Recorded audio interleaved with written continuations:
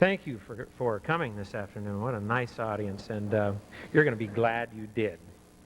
The first thing I wanted to mention is that there is a possibility following, depending on how time is, that there might be an opportunity for some questions. And so if you're interested in staying for that, please do.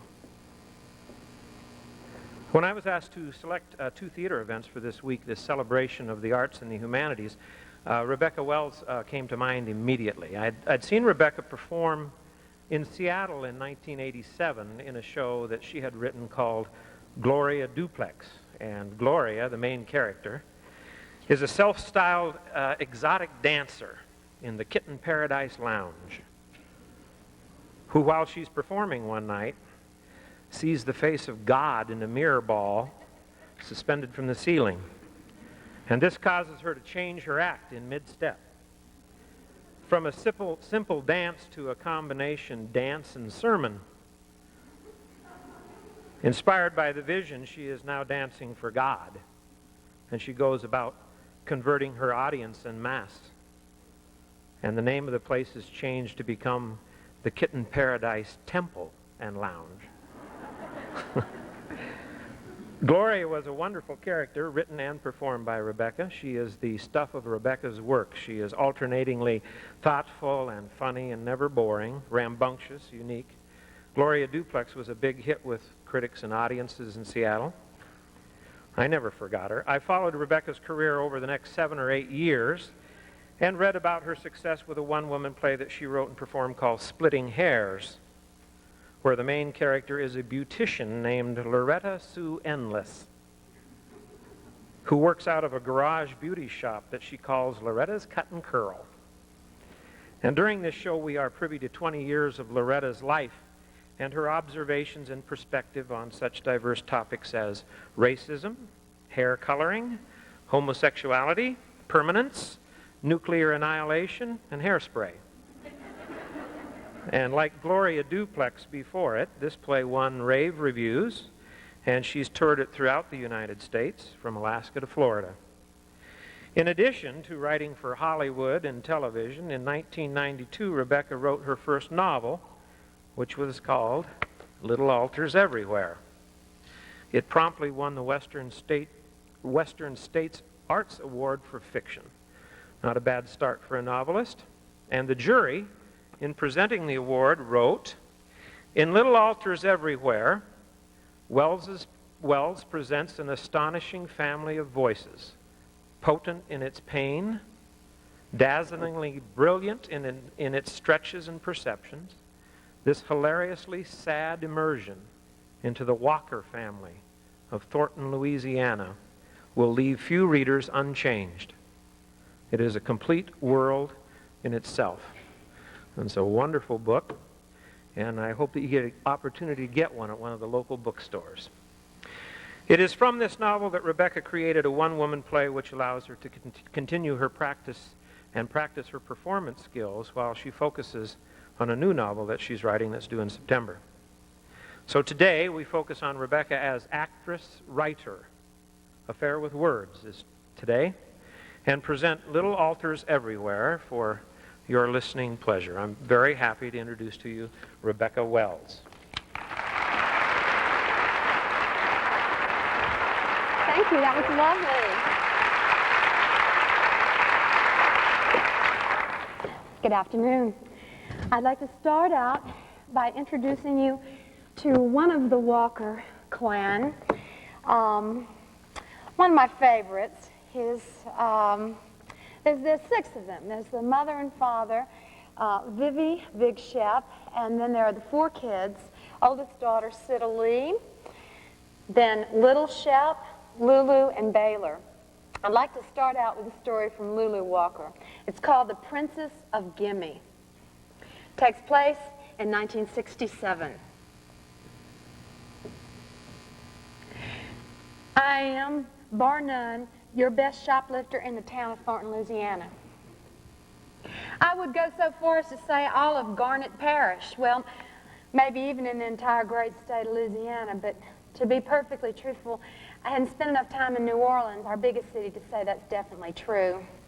But I bet if you gave me one good weekend down there on Canal Street, I could ace out anybody in that city when it comes to five-finger discounts. I'm not bragging. I'm just telling it like it is. I have learned to reach out and take what I want for my own self. I don't have to listen to Mama anymore saying, gimme, gimme, gimme, every time I ask her for something. Gimme, gimme, gimme, she says. That's all you are, Tallulah Abbott Walker, is gimme. Mama named me for Tallulah Bankhead. My daddy told her, no, you will not name a daughter of mine for a woman who claims she is, quote, pure as the driven slush.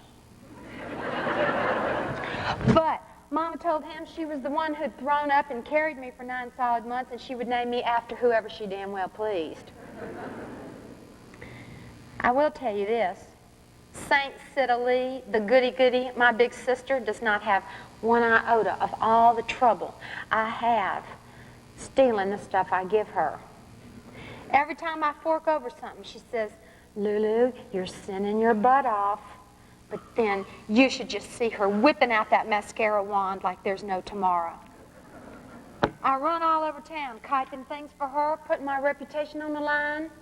For the past year, it has been me and me alone keeping her in Bonnie Bell White, which she loves, loves, loves, to put up under her eyebrows. I brought her a Yardley eyeliner, eyeshadow, and oatmeal soap, which cost a fortune.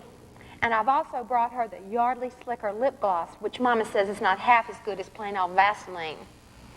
Mama also says that oatmeal soap is not half as good as plain old Camay with 1/4 ounce cold cream. Sita says Mama says all this just so she won't have to spend money on my big sister's beauty. When Sita read in 17 that Yardley was the only makeup to use, I had to make the jump up from stealing at Woolworth's to your most expensive stores. Now you see, I had it down at Woolworth's.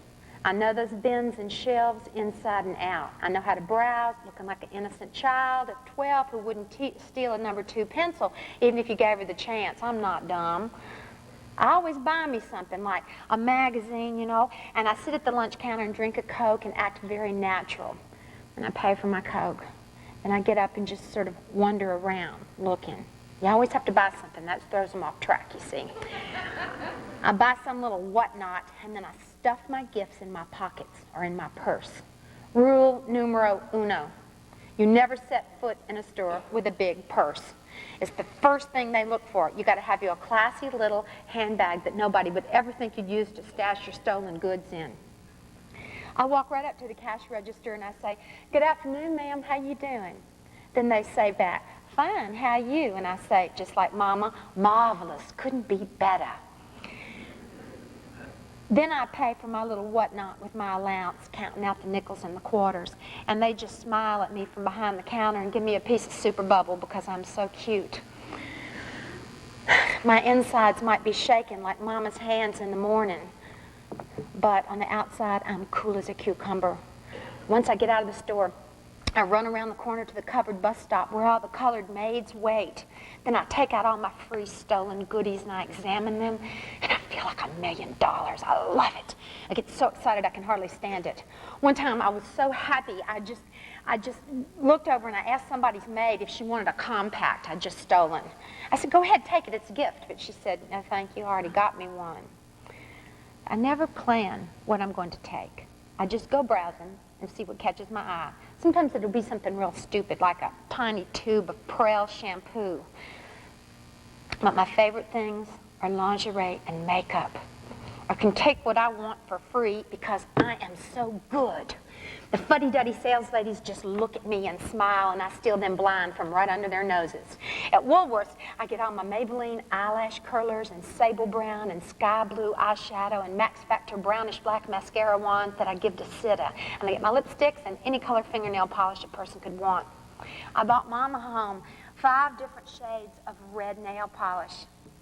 I am the one responsible for introducing my mother to Aladdin's fire when she had only been using Rich Girl Red on her toenails for years and years. When I gave it to her, she said, oh, Lulu cakes, you shouldn't have gone and spent all your allowance on me. So I said, well, Mama, maybe you could think about raising my allowance. And do you know, that is exactly what she did, right there on the spot, which of course means she raised Sita's. Little Sheps and Baylors. Even Stephen is what Mom always says about the four of us.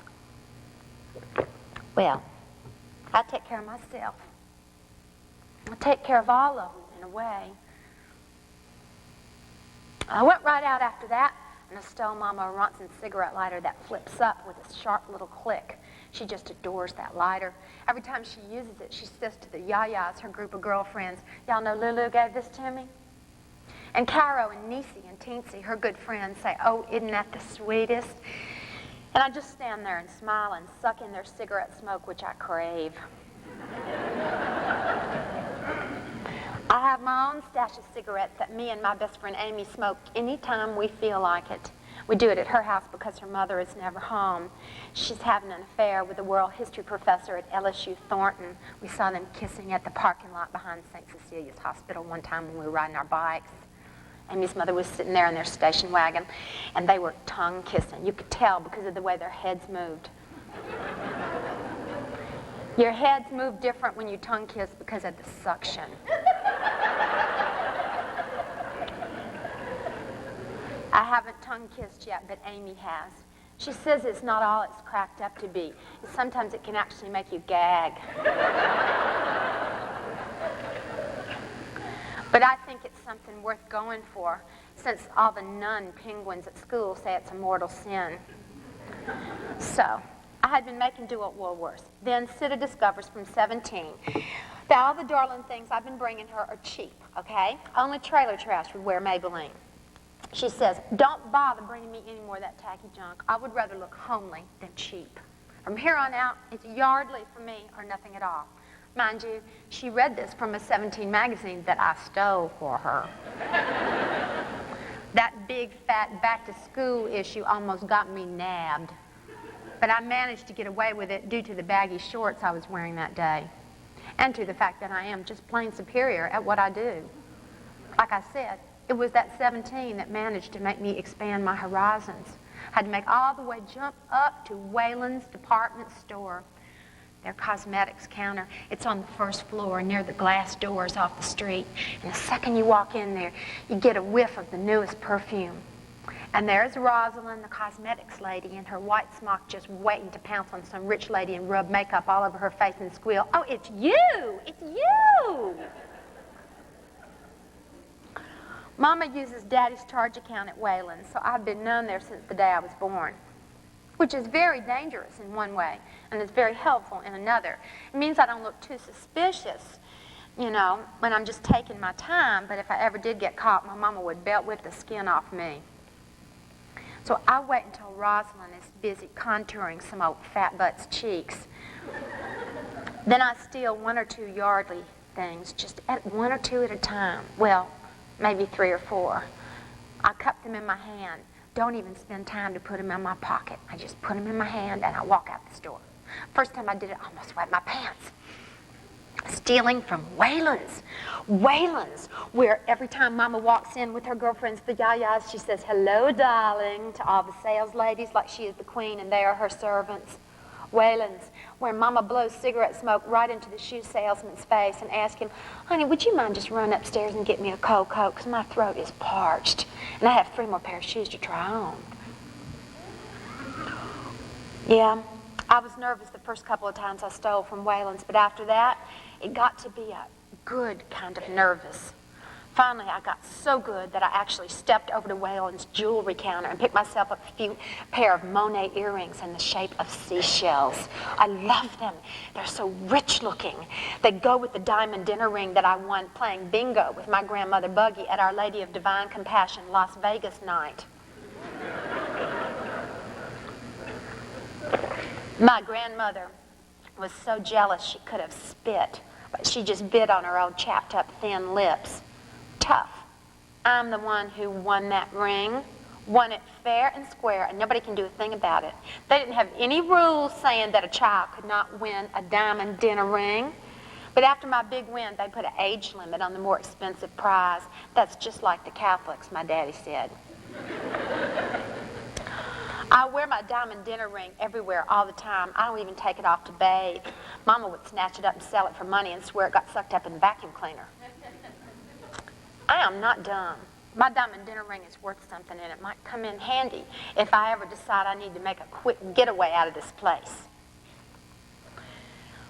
I steal for myself and for the people who deserve gifts in my book. You take my best friend Amy. She would love to steal, but she is just not rich enough. We stand in front of her mirror and practice being models. Sometimes I let her wear some of the stuff I've stolen in exchange for letting me hide it over at her house. Her mother never ever goes in her bedroom, only their maid, who isn't like Willetta, our maid at all, but more just like plain hired help. And my very, very favorite thing that I've stolen so far is an aqua chiffon nightgown with spaghetti straps. It's so beautiful, and it's so European. I put it on in the dressing room at Wayland's, then I tucked it into my jeans, pulled my LSU sweatshirt over it, and just walked right out of the store, right out onto Cypress Street. Can you imagine? I am the best. I'm the best. Me and Amy take turns trying on that nightgown and practicing runway modeling in turns. That nightgown cost $20, and I got it for free. I have to keep it over at Amy's because Mama would know for sure that something was up and whip the hell out of me, which I'm not about to let happen. I know what that woman can do once she gets started. I'm too good at this to let anything slip through the cracks. Let me tell you, I cover my tracks. You have to. It's the small things I keep at home, like the little satin bikini panties with the butterflies on them. I hand wash them myself and dry them in my closet at night. Then I slip them on and wear them to school. Oh, and only I know how gorgeous and sexy my lingerie is under that dumbass Divine Compassion parochial school uniform.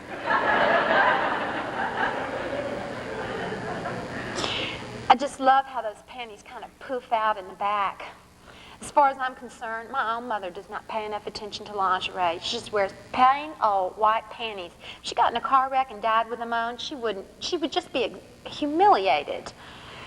See, I love getting presents for everybody, and it's so easy.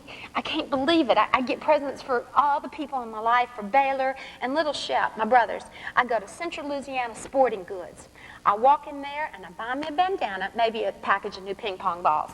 Then I walk over to the bin where they keep the pellets for my brother's Benjamin pump guns, and I snatch up as many of those little round green cans as I can. Then I pay for my stuff, and I stay real sweet to Mr. Couvillon, who has worked there for 1,000,000 years. I say, "How you doing, Mr. Couvillon? How's you hunting?" He hunts out at the duck camp with my daddy sometimes. If he only knew that I was lightening his pellet load anytime I feel like it. And my brother, Little Shep, thanks me for the pellets. He says, "Hey, Lulu, didn't know you cared." And then he treats me real nice for about 2 whole days afterwards. After giving Baylor pellets a couple of times, he says to me, "You know, Lulu, if you really want to give me a present, could you make it like something other than pellets? I hate pellets. I don't even know why Daddy gave me a stupid gun." I say, "Well, Bay, what do you want?" Do you know what he says? My little brother says, "I want that antique globe, that globe of the world over at Miss Hathaway's antique shop." Oh, sure. Even I couldn't pull off stealing a globe of the goddamn world. And what would I do? Stick it under my blouse and pretend I'm pregnant?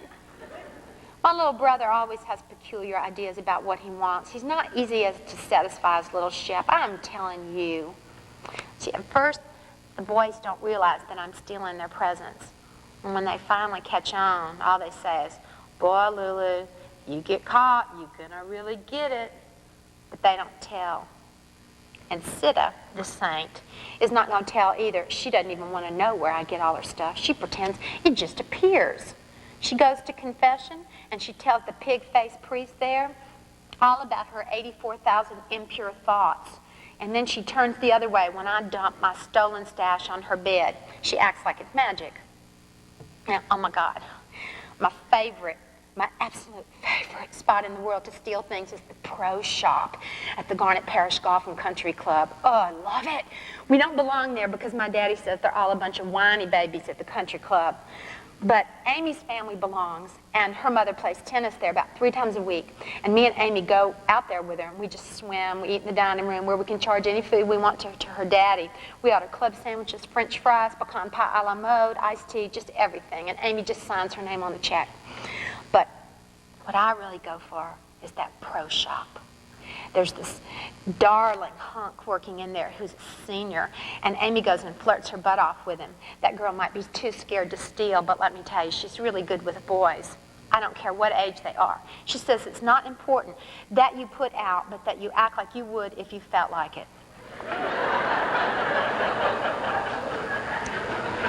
While she is batting her eyes at that senior hunk, I browse around and I steal my brains out. I don't know what it is, but I adore stealing from the country club.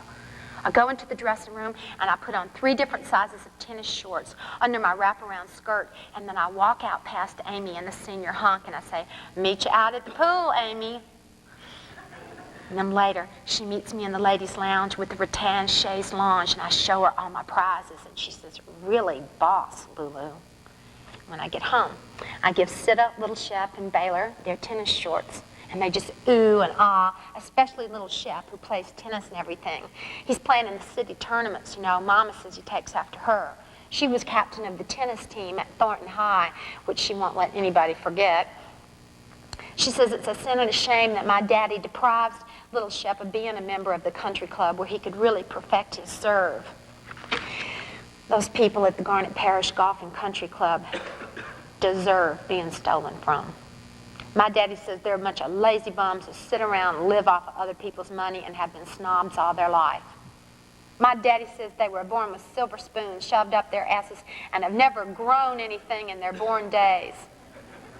My daddy is a farmer. He thinks people who don't know how to put stuff in the ground and make it grow aren't worth much. Mama tells him, "Shep, I wish you wouldn't speak like that around the children." And he says, "Vivian, what I'm saying is mild compared to the garbage that spews out of your mouth when you're drinking."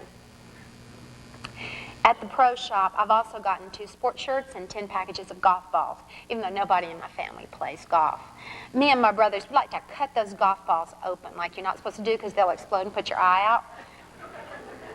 It's real fun, though. It's like there's a little prize inside those balls that you have to work really hard to get at. And first off, you have to cut off that white outside plastic part of the ball. That's the hardest part and the most dangerous. It's better if you could use a saw instead of a knife, but either way, the actual cutting could cause you to lose 2 or 3 fingers, go through life a cripple. But getting the outside of that ball off is really neat. It's almost as good as like peeling off a sunburn. Then comes the best part, because under the hide of that ball is a long, skinny rubber band that the center's wrapped up in. It's like rubber band spaghetti, and it must be like about 10 miles long when you unwind it. Then you finally wind that off and you get down to this marble-sized little ball. It takes a lot of work to get to it, but it's really worth it. One time, when I stole the most expensive balls, they turned out to have this kind of goo at the center. My brother Baylor got scared because he thought it would burn his skin off. And all he was doing was watching. My brother Baylor always gets these kind of ideas in his head. Anyway, it's my daddy that I would really like to give something good to. Just surprise him, you know, with something out of this world and have him scoop me up and say, "Lulu Cakes, you're my sweet patootie." Well, what are you going to get my daddy? I got him a couple boxes of .22 caliber bullets once, but big fat deal. He has 84,000 of them already. Hardly even noticed when I gave them to him. Had to think and think about what to get my daddy. He's a tough customer. Finally, it came to me, though. So I take my idea and I get on the bus over to the cowboy store of Thornton. I had to ride a city bus, which Mama would have killed me to do because she said only white trash ride buses. But I have to get there. I walk into the cowboy store, and it smells all like tack and leather and harnesses and saddle soap. The floors are old wood ones that squeak when you take a step. It's kind of like being in a cleaned-up barn or something. And there are 2 sales ladies there who look almost just alike, except one is strawberry blonde and the other is black-haired. They're both wearing cowgirl pants and shirts and boots. I smile at them, and I'm relieved to see they don't know me from Adam. Mama and us never shop there, only my daddy. Mama says the cowboy store is too country. So I'm a total stranger in there.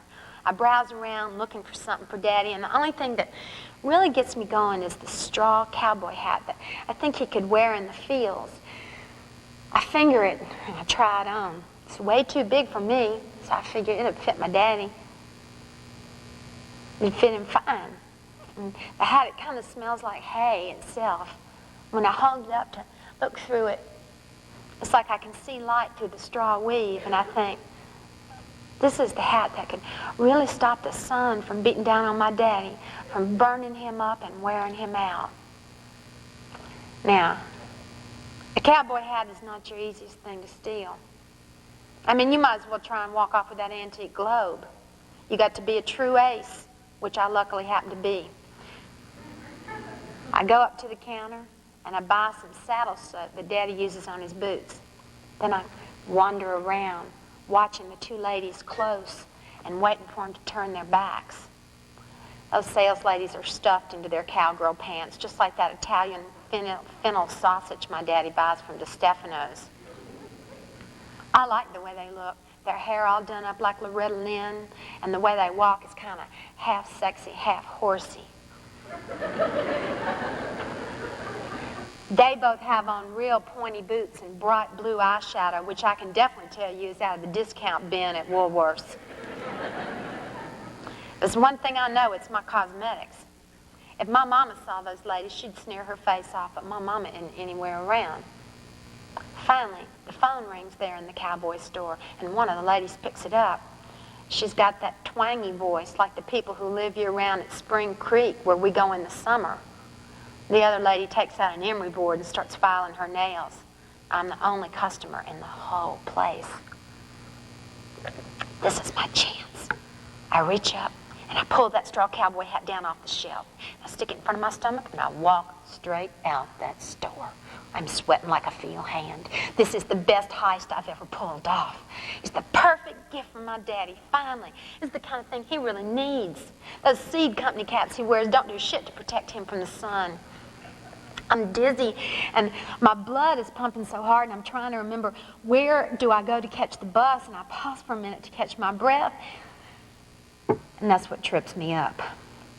The lady with the blonde hair comes running out on the porch of the store where there are saddles hanging all along the railing. She runs down the steps yelling, "Hey you, little girl, little girl!" I act like I don't hear her.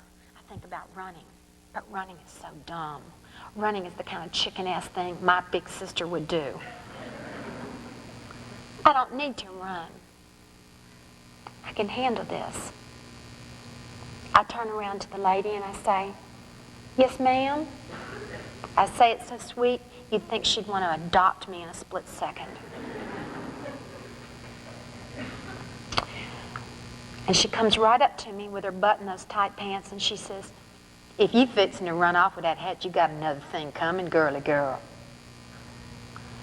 I look down at the hat, all ashamed-like, to give myself a chance to work up some alligator tears. Then I look up at her right straight in the eyes and I say, "I'm sorry. I really am. I apologize." The whole time I'm saying this, I'm sobbing my eyes out. "Don't you give me no boo-hoo act," she says. "Where are your parents?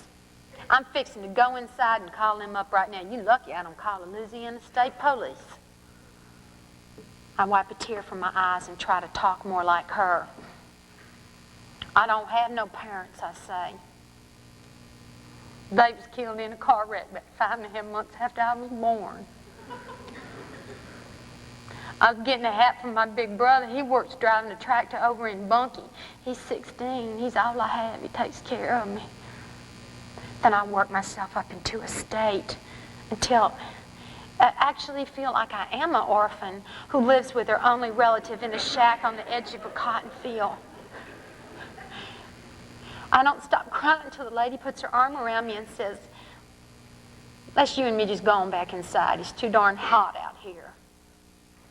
Back in the store, she says, "Well, Verna, that done caught up with our little sneak thief." Verna glares at me, and I squeeze out another round of tears for her. The blonde-haired one whispers to Verna, "Both her parents are dead. Car crash when she was an infant." Then Verna looks at me, real kind like, "I can't believe it." The two of them stand there for a minute with their hands on their hips, and finally Verna says, "Well, Maxine, what we gonna do with her?" Maxine says, well, I reckon we could throw her in there and go to state penitentiary for life. And then she pauses and gives me this long look. Or, she continues, we could get her an orange crush. You like orange crushes? She asked me. Oh, yes, ma'am. I love orange crushes. It's my very favorite drink. I adore orange crushes. And Maxine goes in the back, opens an ice box, and brings me out an orange crush in a tall, cold bottle. Sit yourself down over on that stool and drink it. Yes, ma'am. All right, now, Verna asked me, what's your name? Karina.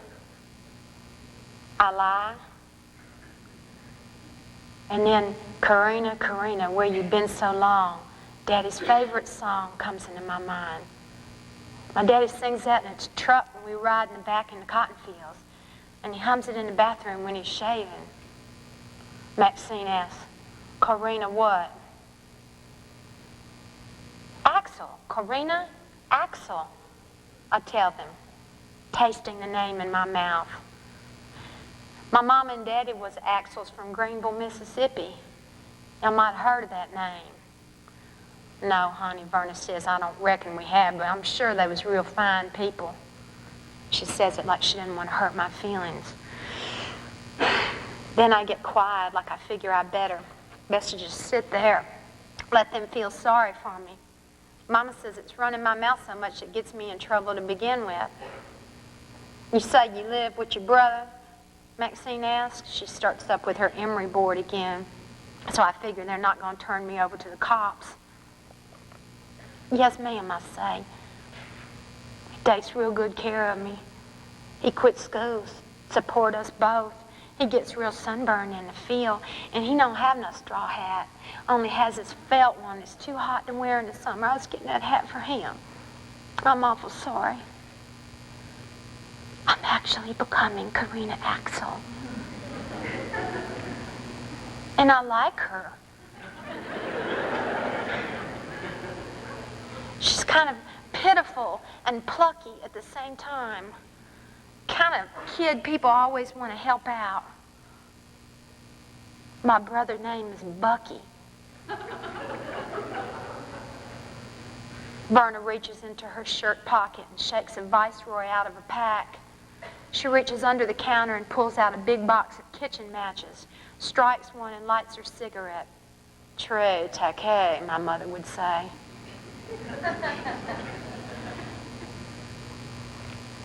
My mama used to smoke that same brand, Viceroy, I tell Verna. Forgetting for a second I was 5.5 months old when she died. I thought you was only an infant when your mama passed on, Maxine says. These ladies are sharp. You better watch out, Lulu. Yes, they was, as my brother Bucky told me. Bucky has told me every single thing he can remember about our mama, mentally calculating his age. I say, Bucky was about 5 when Mom and Daddy died. He remembers what they smell like and everything. He remembers their cigarette brands. Then I thought, shut up, Lulu. Don't push your luck. But I can't stop myself. I say, this orange crush sure is good. I don't get to drink cold drinks very often.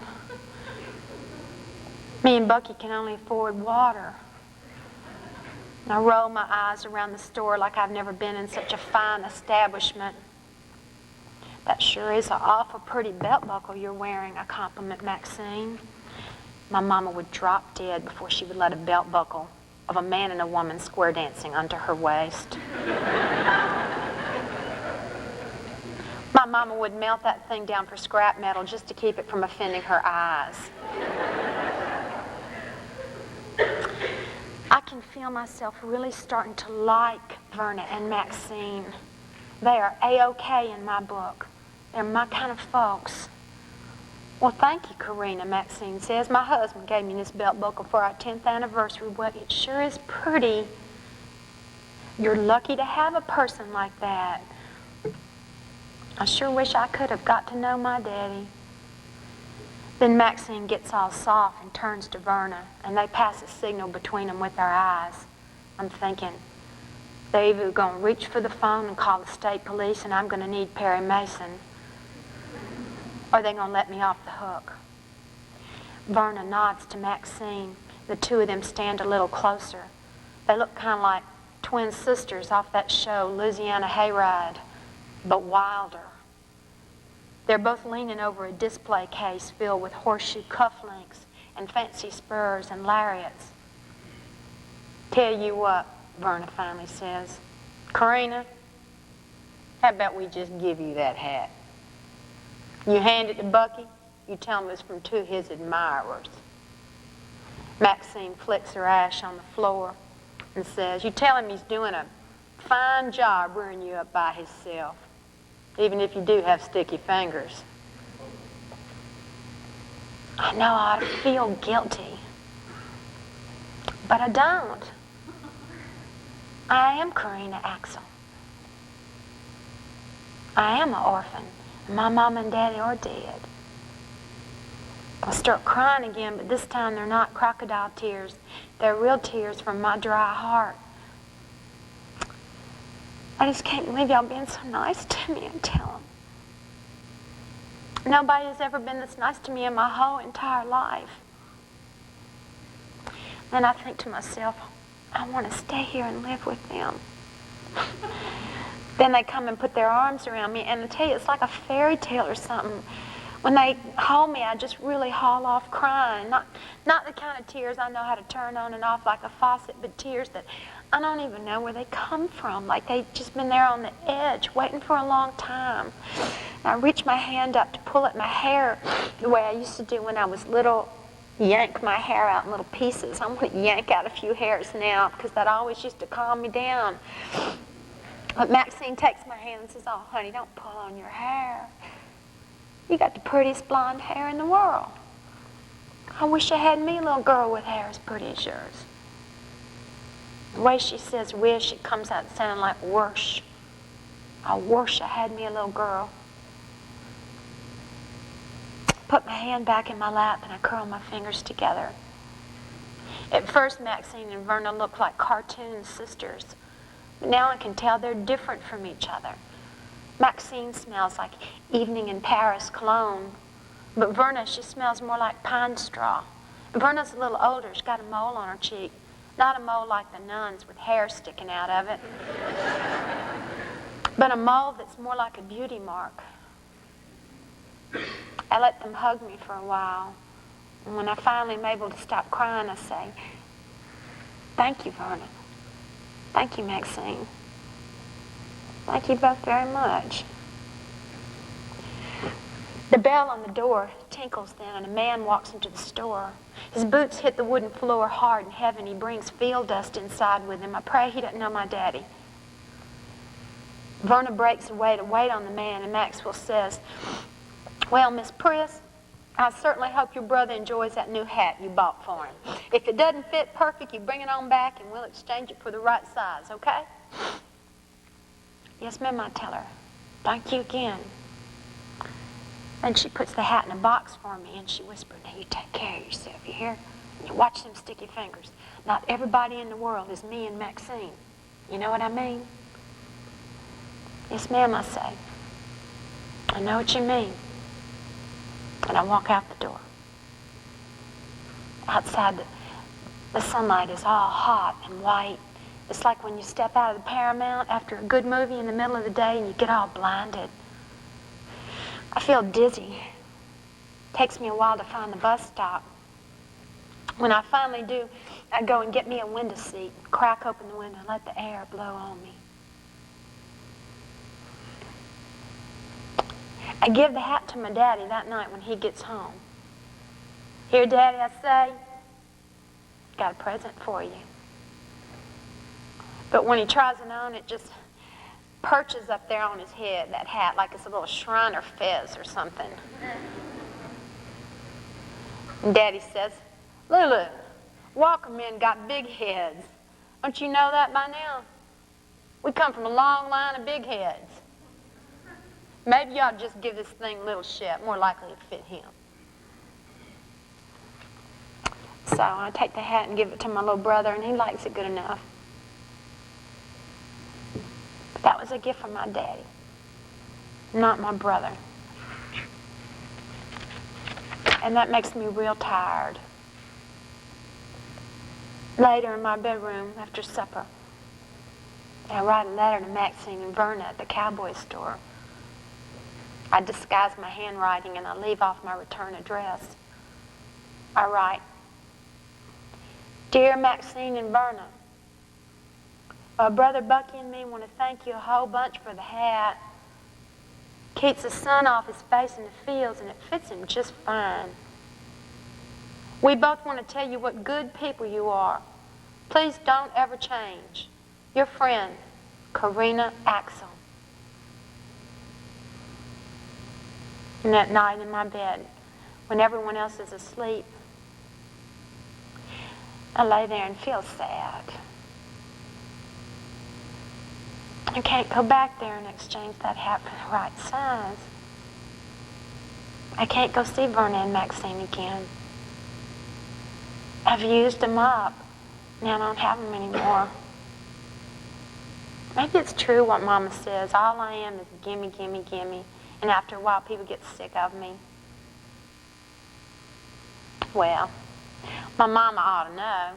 She is the queen of gimme. Where do y'all think I learned every single thing I know? Thank you.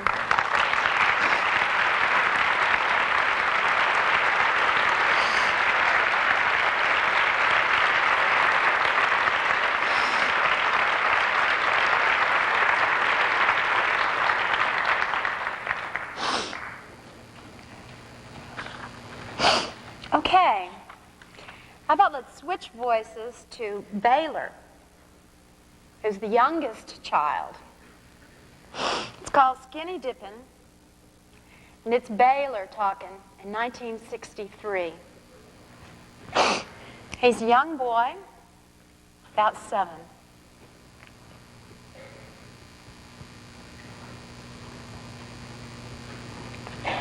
It's summer at Spring Creek.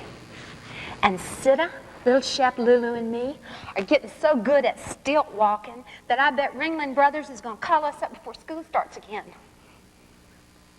Maybe we'll get hired to perform for a bunch of money and Mom and Daddy will let us travel all over the world and we'll only come home to Louisiana for trips to Spring Creek.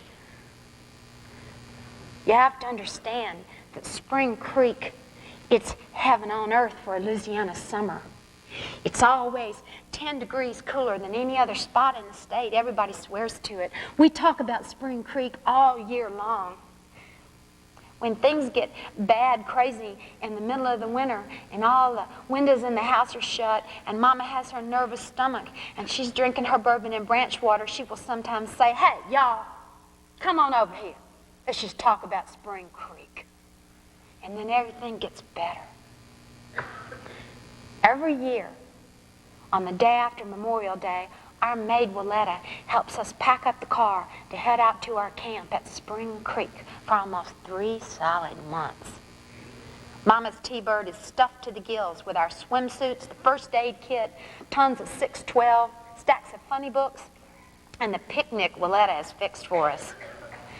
And even though there's that hump in the back seat where this car is only supposed to fit 2, 3 of us sit back there without pinching or fighting or anything.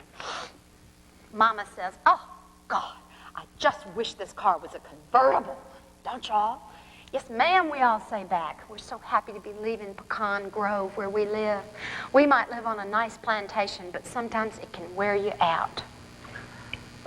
Mama says, well, let's just roll down all the windows and pretend we're in a convertible. And we pull out of the Pecan Grove driveway with the air conditioner cranked up full blast and the windows rolled all the way down, which is a sure sign that Mama is ready for summer. All the stuff that can't fit into the car, the town water in the huge glass bottles with cork stoppers, the linens and clean towels, the tractor inner tubes, folding chairs, ice chests full of food, and the extra rotary fans. Cheney, that's Willetta's husband who works for us too, drives all that stuff out in the pickup. He never stays long in Spring Creek because they don't have colored people out there. Mama begs Willetta to come out every year and stay for the summer, but Willetta says, Thank you, but no thank you, Miss Vivi. I'd rather have all my teepees pull out and spend a night in that parish. Caro and her kids and Niecy with hers, they're all Mama's best friends, the Yayas. They follow right behind us all the way out to Spring Creek. Mama honks the horn and we wave out the windows, and we're a wagon train heading to summer, leaving all the daddies in town to work and only come out every couple of weeks, which is fine with me because Mama and the Yayas are lots more fun without the men around. They don't wear makeup when we're at Spring Creek, just a dab of lipstick and toenail polish. They don't use hairspray at all. They wear big men's shirts and short shorts and ratty old tennis shoes. And at night they sleep in t-shirts and panties. They only cook when they feel like it. They read tons of paperback books, and if one of them farts, they laugh their heads off and yell, "Kill it! Step on it! Don't let it get away!"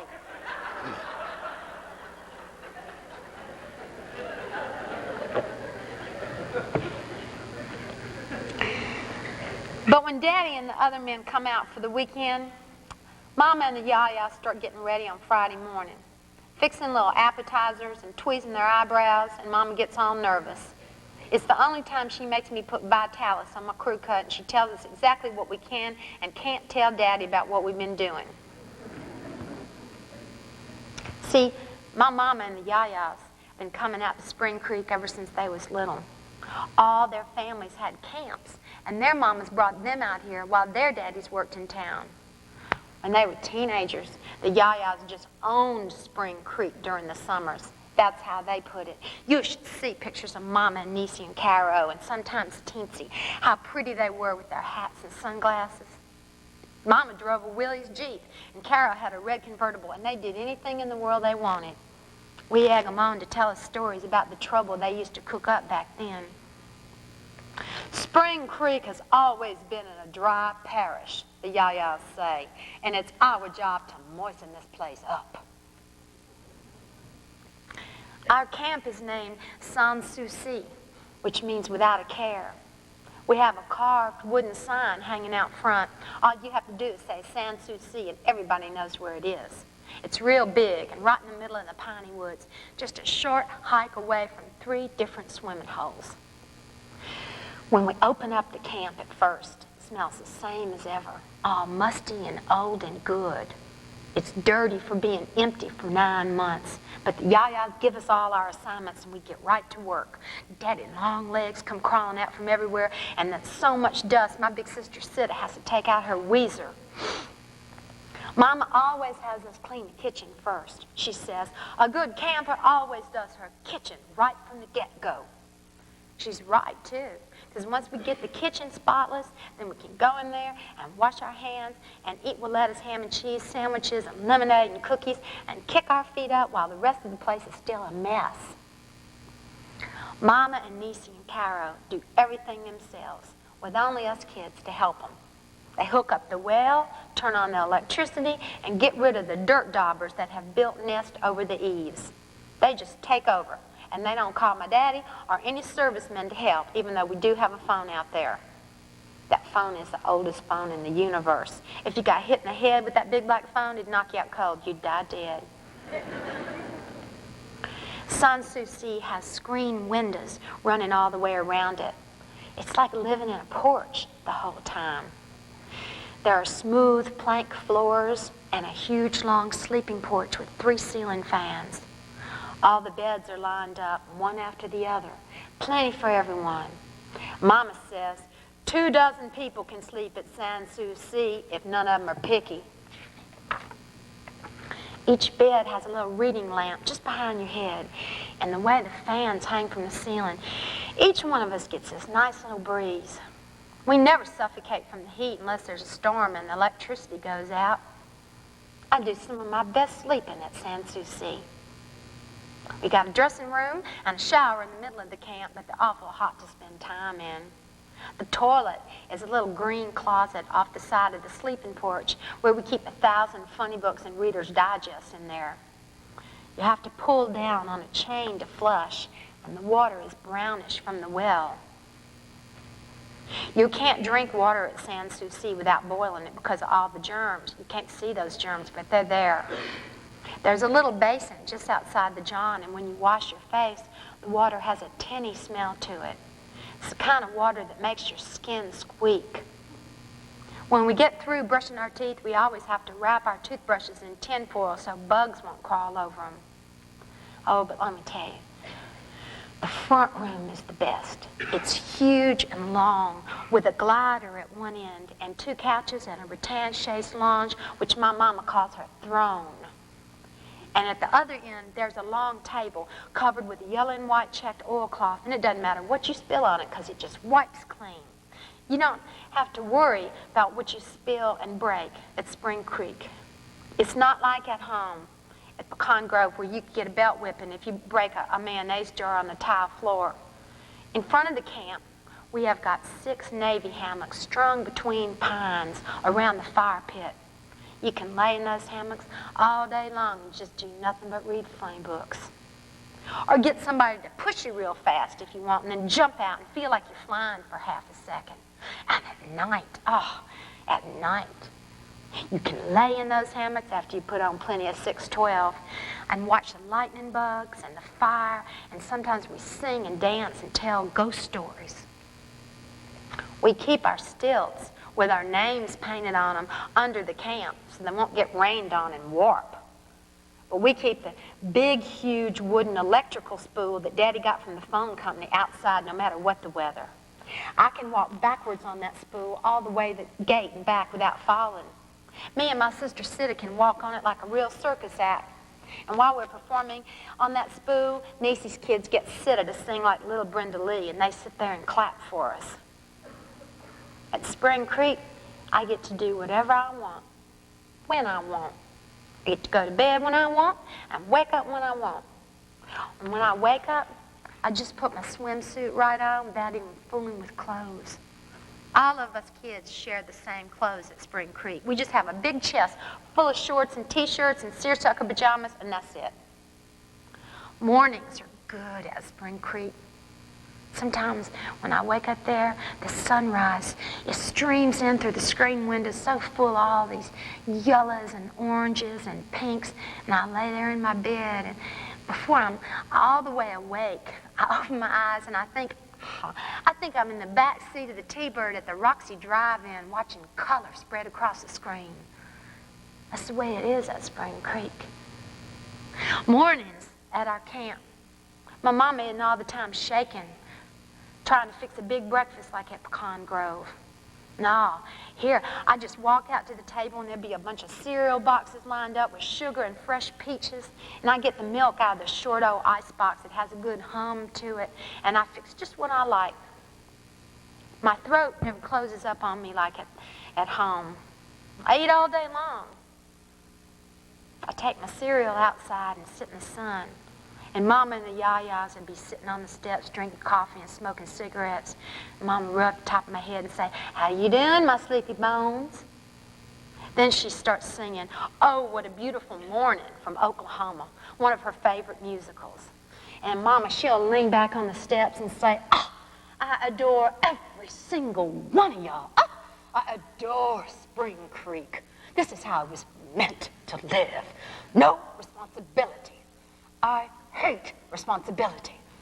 And then my mama laughs, and she leans her head back in the sun, and she says, "Kids, y'all don't forget to put on your copper tone, and Lulu, be sure and put that zinc oxide on your pretty little nose." And I finish my cereal, and I head out for the creek for a morning swim with Niecy and the rest of the kids. There's 11 of us in all. See, at Spring Creek, my mama isn't the only mama I have. I get to have my pick of whatever yaya is around. We walk through the woods for our early swim, down the hill, and I always stop at this little place where water comes out this concrete culvert and makes a little pool. The farmer who lives nearby, he's got it dammed up.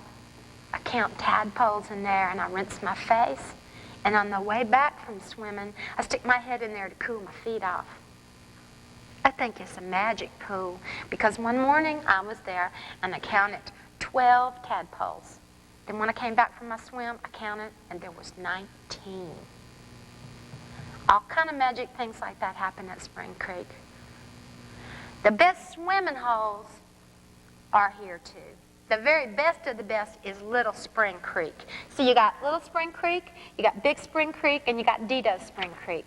But Little Spring Creek is the best. It has a sandy beach where we lay our towels and stuff, and the ladies set up their chairs and the ice chests with their beer in it. Right around there is the shallow part where the little babies can play. And then there's this big log that divides the shallow part from the deep end. You can sit on that log and you can just watch everything. The ladies rubbing on their oil, big trees on both sides of the creek, dogs sleeping in the sun on the bank, turtles sunning themselves on the slimy log that none of us will fool with. We call that log the turtle log. It's theirs. They can have it. We have our log and the turtles have theirs. You can look down at the deep end where there's a rope swing hung from a huge tree where you can swing out like Tarzan and holler before you drop down into the water below. You got to be sure and let go of that rope, though. Because one time a little boy, his brother was a friend of my cousin's friend, he got scared, wouldn't let go, hit in a tree, smashed his skull in. We didn't see it, but we all heard about it. So it doesn't matter how scared you are, you've got to let go of that rope and drop down into the deep end. Your first dive into the water in the morning is the finest thing in the world. It's never too cold. It's Louisiana Summer Creek water, not some northern state water where I've never been, but I know it's so cold it takes your breath away and would give my daddy a heart attack. Little Spring Creek is the kind of water that lets you wake up slow, lets you roll over on your back and float and stare at the clouds without getting the shivers, without having to swim too fast to keep from freezing to death. My mama says it's the kind of water that spoils Southerners for any other part of the country. All that happens in Little Spring Creek is that your skin comes all alive and maybe a dragonfly lands on your shoulder with the blue-green colors of their wings shimmering in the sunlight. You don't swat dragonflies because they're the good bugs. They go around eating up the bad ones that can itch you to death. Man, we got the best tractor tubes in the state of Louisiana. These tractor inner tubes are from my daddy's farm machinery, and Mama painted Walker on them with white paint, but we still let other people use them. They're big enough for 4 of us to sit on, and you can paddle out into the deep end, and then real careful, you can stand all the way up. Me and Sita do it the best. Stand up real slow and hold hands and balance with each other. We stand there on that tractor inner tube perfectly balanced with the sky, a big blue tent over our heads. We stand there real still, and then we start rocking back and forth as hard as we can and try to still stay on. We see how long we can do it and how hard before we fall off. The only thing is, those inner tubes, they've got those little nozzles where you put the air in, and if you aren't careful, you fall down on them and you scrape your body up, something awful. Almost every kid in Spring Creek has got one of these long scratches on their bodies. You're just lucky if it doesn't make you bleed, because then one of the yayas make you get out and put mercurochrome and a Band-Aid on from the blue tin first aid kit. Then you have to sit on the blankets with them, and they all say, I just hope he's had his latest tetanus booster. Well, one evening, let's see, we get our real baths in the creek. We wait till it's late afternoon and everybody's cleared out except for us. We wait till the sun's starting to go down and we take our baths. What happens is the yayas all get bars of ivory soap, and we suds up and we rub all that lather over our bodies, and you can hear the cicadas cranking up around you and the crickets starting. And then you suds up your hair too. And you close your eyes and you dive into the water and you rinse it all out. And you can smell that ivory in the creek water and see the little bitty kids with their swimsuits off getting bathed by their mamas. And the yayas are washing their hair too. And everybody's laughing, and little Shep and me are making our hair stand up in points. These are our real baths because we'd run our well dry in no time flat if we used a shower back at the camp. We get to take our swimsuits off underwater, but only the little kids get to pop up naked. One evening, though, Caro says, bathing with a swimsuit is just ridiculous. And so Caro takes her swimsuit off, and she flings it up over by the towels, and so Mama and the other yayas go right ahead, and they do the same thing. And so the rest of us take ours off too, and that makes it 3 mamas and 11 little kids skinny dipping. We have that whole place to ourselves, and the yayas start singing one of their old camp songs. Once I went in swimming where there were no women and no one to see. Hung my little breeches on the nearby switches of a willow tree. Came a little villain, stole my underwear and left me with a smile. And we're all laughing, and little Shep's trying to sing real deep like a grown-up man, and it's twilight, and Sitta's long red hair is floating on her shoulders, and Lulu is sunburned, and Nisi's little ones are splashing and jumping up and down, and you can see the yaya's bosoms, but they look just like Mama's, and so it's not a big deal. And we just keep bathing and playing, and oh, it's such a sweet evening, and me and Sitta take that ivory soap in our hands, and we shoot it up into the air, and when it lands, it's so pure it floats, like they say on TV. And then Mama gets her famous idea of swinging off the rope swing. Nisi stays with the little ones, but all the rest of us climb up on the bank. We get up on the rope 2 at a time and swing out butt naked and drop down into the water, all yelling, yeah, yeah, yeah, yeah, yeah, yeah, yeah, yeah, yeah. And as long as I'm careful not to get rope burned, it's just like flying. I tell you, landing in that water when it's not quite dark yet, just lingering Louisiana summer light on our bodies and the waters and the trees and the crickets and us. Oh, it only lasts for a moment before the darkness comes, but it feels like it lasts forever.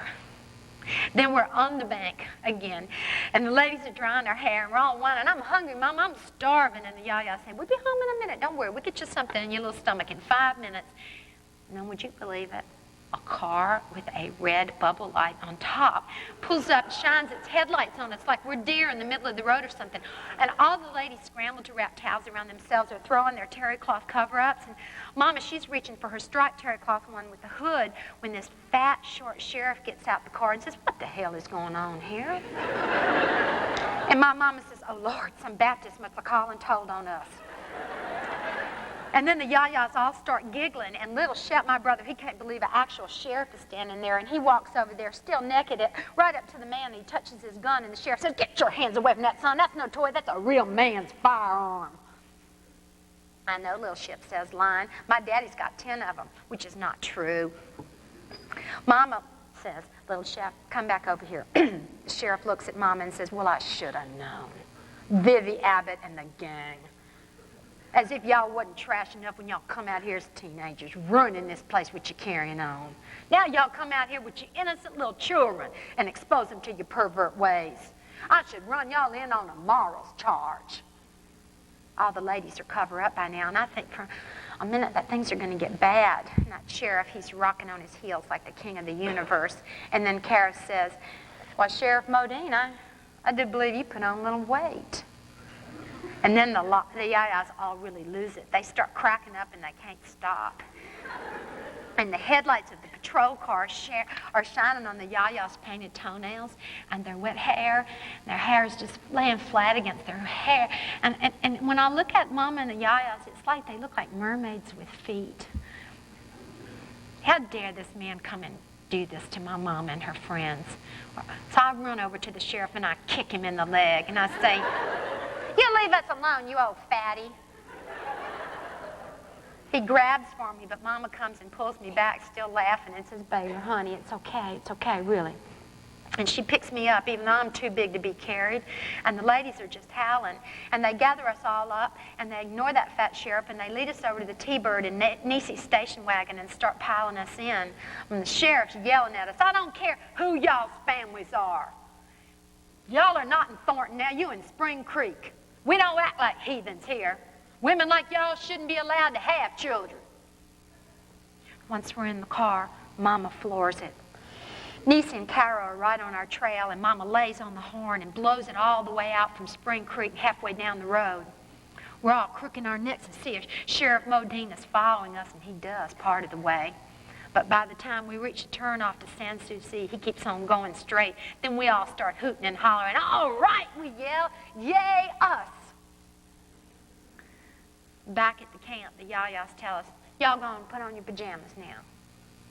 So all of us kids head in, start pulling our pajamas out of the chest and putting them on. My skin is wrinkled from being in the water so long, my fingernails are white. Lulu says, Baylor, would you rub some solar cane on my back? And so I do. And Gavin and Bernard, Caro's twins, start a fight. But their big brother, Hale, who's Shep's little age, says, hey, y'all cut it out. I'm going to give y'all 2 knuckle sandwiches. And if y'all think that that sheriff scared my mama and her friends, you are wrong. No, this is what the yayas do.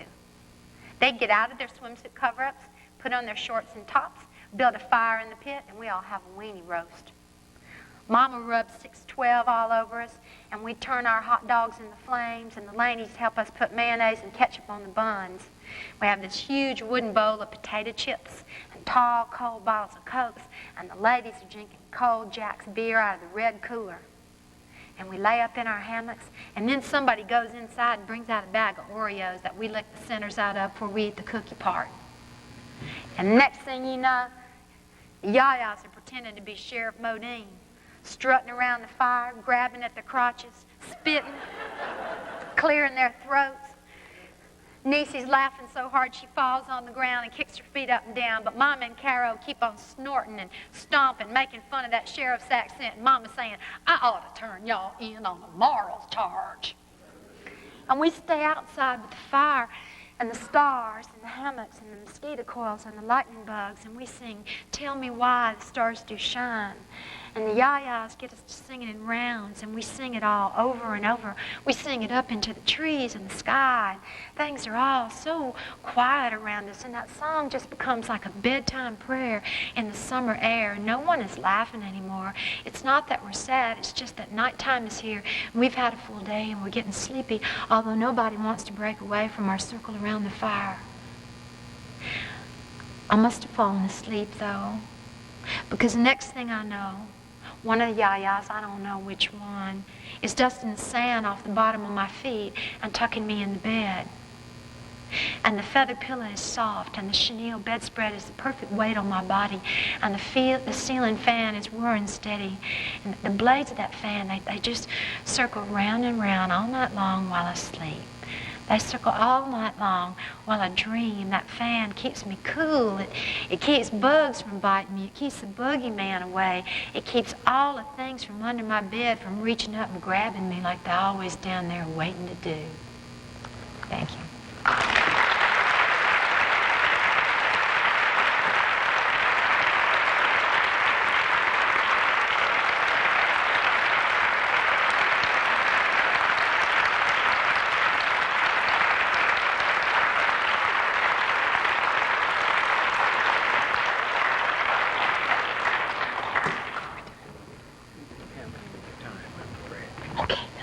Thank you very much. Thank you.